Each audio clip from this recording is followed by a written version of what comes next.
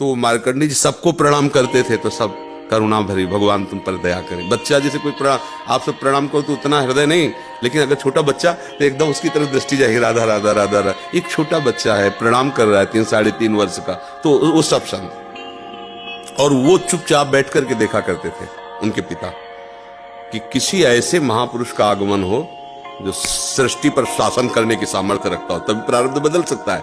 छोटी मोटी तपस्या वाले से प्रारब्ध थोड़ी बढ़ता है। उन्होंने देखा ये चारों तो कुमार हैं, सनक सनंदन सनातन सनत कुमार, जो साष्टांग किया तो वो एकदम, वो भी 5 वर्ष की अवस्था में रहते हैं हर समय।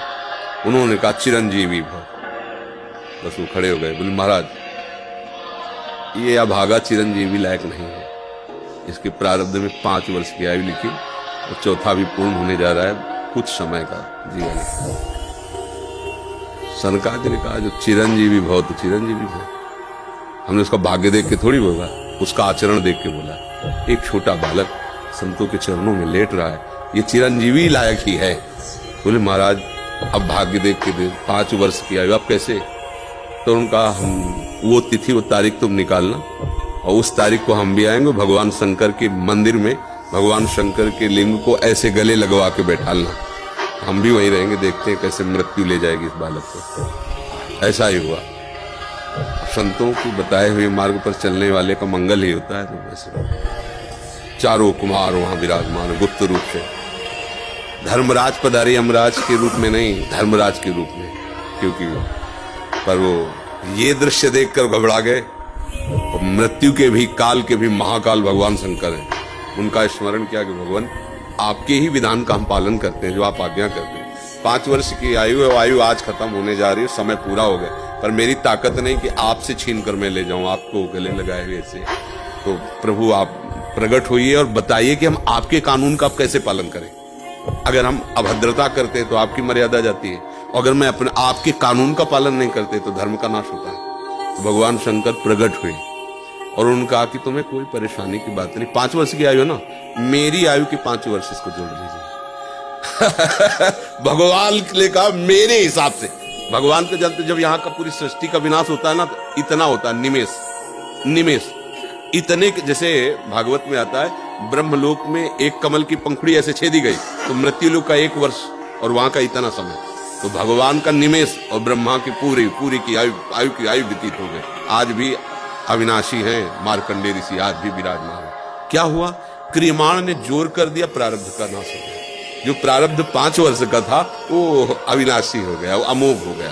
तो हम केवल पशुवत प्रारब्ध भोगने नहीं आए हैं, हम नए प्रारब्ध की रचना भी करने आए हैं। अब वो जो आध्यात्मिक शक्ति से युक्त नहीं है, केवल वो लौकिक बल से चाहेगा तो प्रारब्ध मिटिया मेट कर देगा, और आध्यात्मिक शक्ति प्रारब्ध को मिटिया मेट कर देगा। ये रहस्य है। जो भगवान का आश्रय लेकर भावी मेट सके त्रिपुरारी, भगवान का आश्रय ले लो तो जो कुअंक भाल के हैं वो मिट जाएंगे।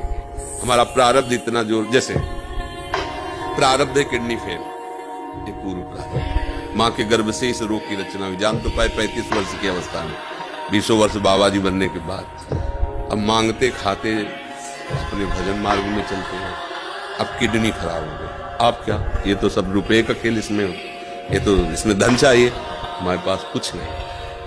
अब हम जिनके आश्रित थे उन्होंने खेल बदला, सब व्यवस्था कर। ये हमारे प्रारब्ध में नहीं था, प्रारब्ध में तो दुर्गति थी, दोनों किडनी फेल है, लेकिन आश्रय जिनका लिए उन्होंने चैप्टर बदल दिया। अब देखो किडनी खराब, 2 बजे से दिनचर्या चल रही, 2 बजे रात से। ये किडनी वाले पेशेंट की दिनचर्या होती है क्या 2 बजे रात से? तो ये है इनके चरणों का बल और ये हमारा बल। हमारे बुरे कर्मों का फल हमको मिल रहा है और उनके आश्रित है, तो ऐसे हमारा जीवन कट रहा है, ऐसे गोद में लिए काटे। तो हम केवल प्रारब्ध के ही अधीन नहीं, हम कोई पशु नहीं है, मनुष्य जन्म में मिला है। हम नया कर्म करें ऐसा कि हमारे प्रारब्ध, बुरे प्रारब्ध का नाश हो जाए। हम ऐसे भगवान का आश्रय लेकर भजन करें कि हमारा, अच्छा भगवान सब कुछ है। जैसे आपको धन चाहिए तो लक्ष्मीपति है, यश चाहिए तो पुण्य श्लोक है, उन्हीं की कीर्ति से समस्त शास्त्र भरे हुए। जो चाहिए, रूपवान, गुणवान, धनवान, वैभवान, वो सबके समुद्र हैं, उनका आश्रय ले लो, सब कुछ हो जाएगा। अब अगर केवल धन पर लक्ष्य रखोगे, भगवान का आश्रय नहीं लिया, तो बुरे कर्मों से भी तुम नहीं बच पाओगे। अब उपाय करना चाहिए कि हमारे नए कर्म ऐसे बलवान होने चाहिए कि जो बुराइयां हमसे पीछे हुई वो हमें परास्त न कर पाए। अगर हम यश चाहने की कोशिश करें, भगवान का नाम कीर्तन करें, गुण और संयम से रहें, सबको सुख पहुंचाएं, अपने आप यश होगा। और अपने यश के लिए हम दंभ पाखंड करें तो बाद में ऐसी कालिक पोतेगी कि ना लोक के रह जाओगे ना परलोक के रह जाओगे। तो हमें यश चाहिए, धन चाहिए, सुख चाहिए, तो एकमात्र भगवान का सहारा लेकर हम भागवतिक आध्यात्मिक कर्म ऐसे करें जिससे सबका मंगल हो, सबको सुख प्राप्त हो जाए। जैसे हमें अच्छा भोजन चाहिए तो दूसरे की थाली से छीने नहीं, अपनी थाली का दूसरे को पवा दे। अब तुम्हारे लिए जो व्यवस्था होगी बड़ी हाई क्लास की होगी, क्योंकि वो सरकारी होगी। वो देख रहा है ना, तुम दूसरों के लिए अपने सुख का त्याग कर रहे हो, तो तुम्हें कभी दुखी देख ही नहीं सकता।